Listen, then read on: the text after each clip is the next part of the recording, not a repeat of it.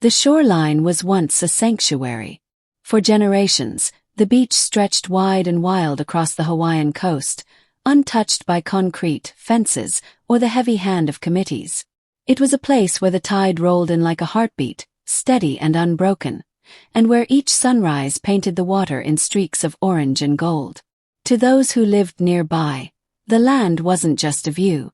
It was heritage. It was a gift. It was the kind of space you didn't own. You respected it. But when the Homeowners Association arrived, everything began to change.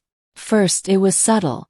A group of developers promised to modernize the area, talking about community growth, improved property values, and a bright new future. They spoke of opportunity and prosperity, the sort of language that always hides something darker. Soon the HOA was formed, and with it came plans, not for preservation but for domination. The shoreline, once open and free, became a blueprint. They envisioned rows of pristine uniform houses built as close to the water as they could manage, each designed to attract wealthy buyers who dreamed of owning paradise. They claimed it was progress. In reality, it was greed. Before long, construction crews moved in. Bulldozers tore at the sand, ripping away dunes that had stood for centuries. Palm trees were cut down, their roots tossed aside as if they were weeds. The sound of waves was drowned out by the grinding of machinery and the pounding of hammers. And piece by piece, the shoreline was reshaped. Not by nature, but by rules written in meeting rooms and voted on by people who never cared for the land itself. HOA boasted of their success. 120 houses rose along the beach, their walls bright and sterile, their lawns landscaped to perfection. They advertised it as the jewel of the coast, a gated haven with private access to the ocean. Residents moved in quickly, lured by promises of safety, exclusivity, and control. They believed the HOA's assurances that the homes were built to last, resistant to storms, and perfectly secure. But beneath the surface, something ancient stirred. The ocean doesn't forget. For centuries, that shoreline had been shaped and reshaped by the tide. Storms had carved it, tsunamis had swept it, and earthquakes beneath the sea had shifted its sands again and again. Locals had always known better than to build too close, respecting the invisible line between land and water. But the HOA, with their greed and arrogance, ignored warnings. They thought walls and permits could stop the sea. Meanwhile, whispers spread through the community. Some neighbors shook their heads at the sight of the houses rising where turtles once nested. Others warned of the danger, remembering past storms that had swallowed entire stretches of beach. But their concerns were brushed aside. The HOA board, smug and confident, insisted they had every detail under control. And so, the houses stood, rows of polished homes on borrowed sand, glowing in the sun like trophies. The HOA collected fees, enforced rules about paint colors and mailbox heights, and held barbecues to celebrate their achievement. To them, the land was conquered. To the ocean, it was only a matter of time. Then came the night when the tide shifted. The day had been calm, deceptively so. The air was thick and still, the horizon unusually quiet. Locals noticed the silence in the waves, the eerie way the sea seemed to pull back, retreating farther than it should have. Old fishermen muttered about the signs, recalling stories passed down through generations. When the ocean withdraws, it always comes back with fury. But the HOA ignored it.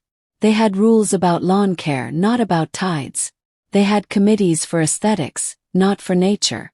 They lived as if control could shield them from reality. That night, the ocean decided to remind them otherwise. Far out at sea, an earthquake had shaken the depths, displacing massive volumes of water. A wave was born, not a gentle swell, but a wall of destruction, racing silently across the dark ocean. It grew as it traveled, gathering speed and height, until it bore down on the shoreline where 120 houses stood like fragile shells waiting to be cracked. In the quiet hours before dawn, while the residents slept behind their manicured hedges and HOA-approved curtains, the ocean returned to reclaim what was always its own. The first crash was deafening. The wave rose higher than rooftops, curling with unstoppable force, and slammed into the row of houses nearest the water. Wood splintered like matchsticks, glass shattered, and foundations ripped apart in seconds. The ocean poured through streets, sweeping cars, furniture, and fences into its current. One by one, the houses toppled, crushed by the sheer power of nature's hand. By the time the wave receded, the shoreline was unrecognizable. The uniform rows of homes were gone, replaced with debris scattered across the sand. Lawns, fences, even the paved roads vanished under water and rubble. The land was bare again, washed clean by the tide, as if erasing every trace of what the HOA had tried to impose. The ocean had taken back what was never theirs to build. For the ranchers, the locals, and those who had warned the HOA, it was both terrifying and inevitable. For the HOA board, it was the collapse of everything they had boasted about, their control shattered in a single night. And yet, as the sun rose on the wreckage, this was only the beginning. Because what the wave destroyed physically, the aftermath would destroy socially, financially, and politically. The HO had gambled against nature, and now they would pay in ways they never imagined. The summer rolled in heavy and humid, the kind of heat that made the sand stick to your skin and the salt air cling like a second layer of clothes. By now, the HOA's development was in full swing. Trucks groaned down the shoreline road, concrete mixers churned, and cranes loomed like metal skeletons over what had once been untouched paradise. Where the waves used to kiss the shore freely, there now stood wooden stakes marking out plots, endless lines of rebar, and half-built structures that rose higher with each passing week. From a distance it looked like progress. But to those who had known this shoreline intimately, it looked like an invasion. The horizon, once wide and open, now seemed broken into fragments by rooftops. The once pristine sand was littered with sawdust, nails, and tire tracks. The constant hum of construction drowned out the natural rhythm of crashing waves and birdsong. It was not simply a matter of buildings appearing where they did not belong. It was the sense that something sacred was being stripped away. The HOA carried itself with the arrogance of permanence. They boasted about oceanfront views, about the luxury of waking up to the sound of waves, about exclusivity and prestige. They promised buyers not just homes, but an illusion of owning a piece of the Pacific itself. For weeks, families moved in, lured by brochures showing sunsets over the water. At barbecues, new residents raised their glasses and toasted to island living, never considering that the very ocean they admired was not theirs to contain. Yet, beneath the calm sparkle of the water, there were whispers. Locals noticed subtle shifts, tides creeping a little higher than before, sandbanks eroding faster, the occasional flood seeping further inland after a night storm.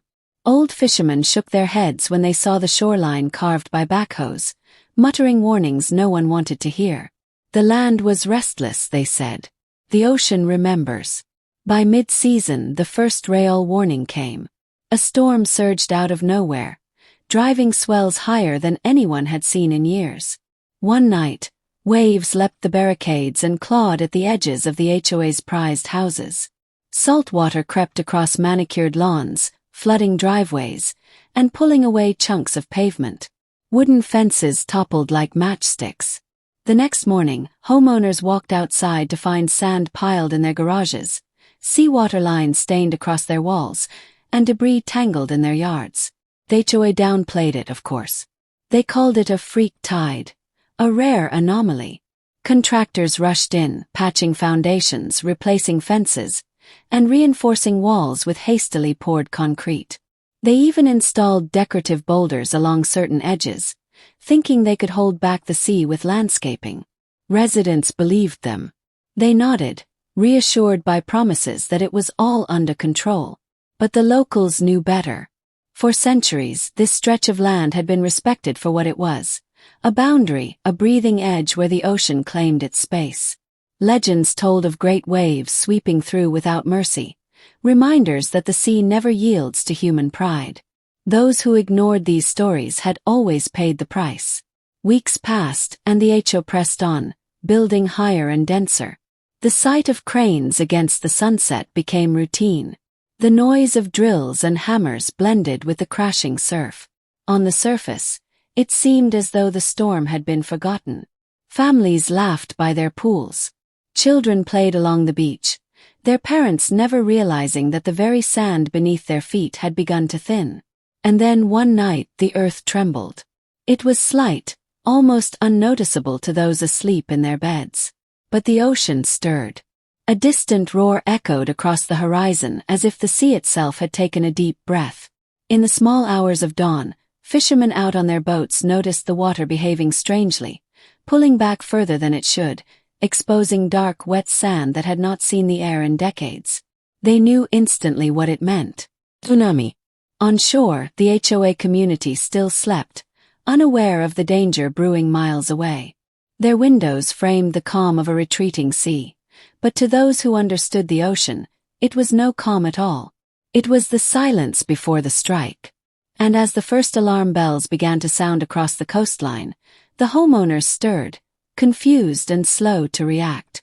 For them, the idea of the ocean turning against them seemed unthinkable. They had paid for the view, landscaped the shoreline, built their dreams upon it. They believed it belonged to them. But nature was about to remind them of the truth.